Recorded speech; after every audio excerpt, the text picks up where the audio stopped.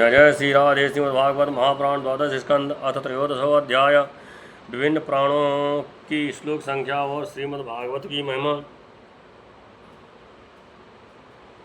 सूत जी कहते हैं, ब्रह्मा, वरुण, इंद्र, रुद्र और मरुदगण दिव्य स्तुतियों के द्वारा जिनके गुण गाने में संलग्न रहते हैं, साम संगीत के मर्म के ऋषि मुनि अंग पद क्रम एवं उपनिषदों के सहित उपनिषदों के सहित वेदों द्वारा जिनका गान करते रहते हैं, योगी लोग ध्यान के द्वारा निश्चल एवं तल्लीन मन से जिनका भावमय दर्शन प्राप्त करते हैं, किंतु ये सब करते रहने पर भी देवता दैत्य मनुष्य कोई भी जिनके वास्तविक स्वरूप का पूर्णतया न जान सका, उन स्वयं प्रकाश परमात्मा को नमस्कार करता हूँ।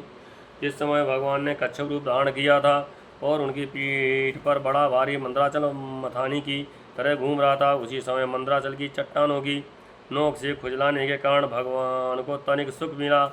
वे सो गए और श्वास की गति तनिक बढ़ गई। उस समय उस श्वास वायु से जो समुद्र के जल को धक्का लगा था, उसका संस्कार आज भी उसमें शेष है। आज भी समुद्र उसी श्वास वायु के थपेड़ों के फलस्वरूप ज्वार भाटों के रूप में दिन रात चढ़ता उतरता रहता है। उसे अब तक विश्राम न मिला। भगवान की वही प्रभावशाली श्वास वायु आप लोगों की रक्षा करें।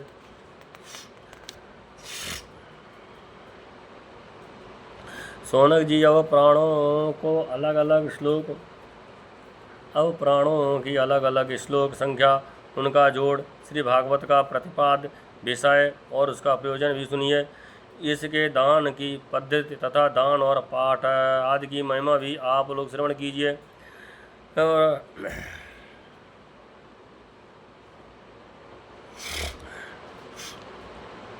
ब्रह्म पुराण में 10,000 श्लोक, पद्म पुराण में 55,000, श्री पुराण में 23,000, श्री शिव पुराण की श्लोक संख्या 24,000 है, श्रीमद्भागवत में 18,000, नारद पुराण में 25,000, मार्कंडेय पुराण में 9,000 तथा अग्नि पुराण में 15,400 श्लोक हैं। भविष्य पुराण की श्लोक संख्या 14,500 है और ब्रह्मवेवर्त पुराण की 18,000 तथा लिंग पुराण में 11,000 श्लोक हैं। वराह पुराण में 24,000, स्कंद 24,000, स्कंद पुराण की श्लोक संख्या 81,000 है, 100 है और 52 पुराण की 10,000, कूर्म पुराण 17,000 श्लोक 17,000 श्लोकों का और मत्स्य पुराण 14,000 श्लोकों का है। गरुड़ पुराण में 19,000 श्लोक हैं और ब्रह्मांड पुराण में 12,000। इस प्रकार सब प्राणों की श्लोक संख्या कुल मिलाकर 4 लाख होती है। उनमें श्रीमद्भागवत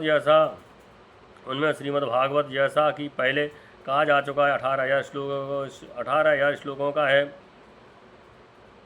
श्रीमद्भागवत जैसा कि पहले कहा चुका 18 श्लोकों का है। सोनक जी, पहले भगवान विष्णु ने अपने नाभि कमल पर स्थित एवं संसार से भयभीत हो ब्रह्मा पर परम करुणा करके इस प्राण को प्रकाशित किया था।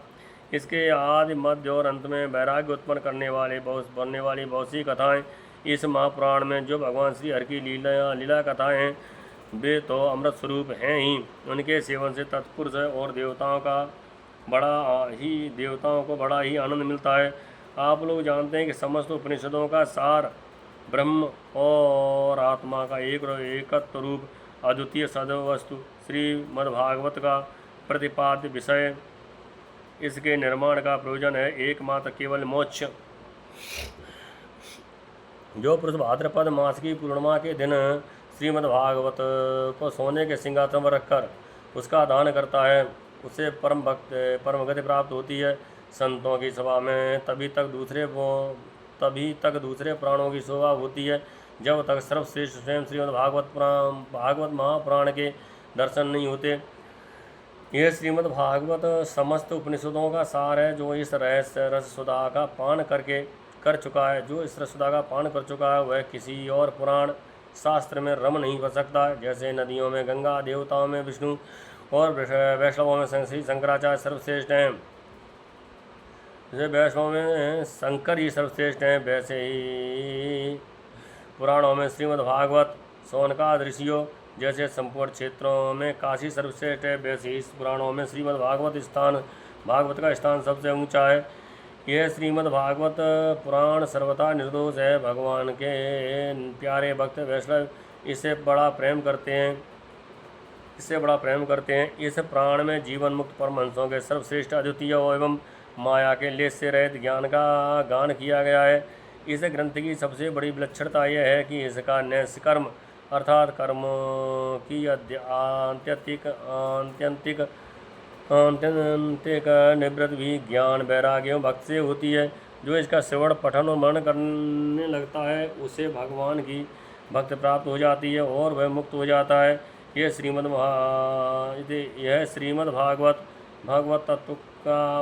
भगवत तत्व ज्ञान का एक सर्वश्रेष्ठ प्रकाशक है। इसकी तुलना में और कोई भी प्राण नहीं है। इसे पहल स्वयं भगवान नारायण ने ब्रह्मा जी के लिए प्रकट किया था। फिर उन्होंने ही ब्रह्मा जी के रूप में श्री ब्रह्मा जी के रूप में देवनाथ को उपदेश किया और नारद जी के रूप में भगवान श्री कृष्ण द्वैपायन व्यास को। तदनंतर उन्होंने व्यास रूप से योगींद्र सुखदेव जी को और श्री सुखदेव जी ने सुखदेव की रूप से अत्यंत करुणावश राजऋषि परीक्षित को उपदेश किया।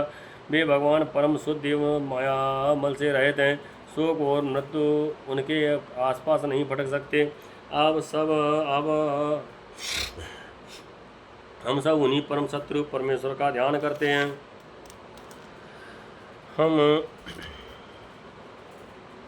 हम उन सर्वसाक्षी भगवान वासुदेव को नमस्कार करते हैं जिन्होंने कृपा करके मोक्षाभिलाषी ब्रह्मा जी को इस श्रीमद् भागवत महापुराण का उपदेश किया।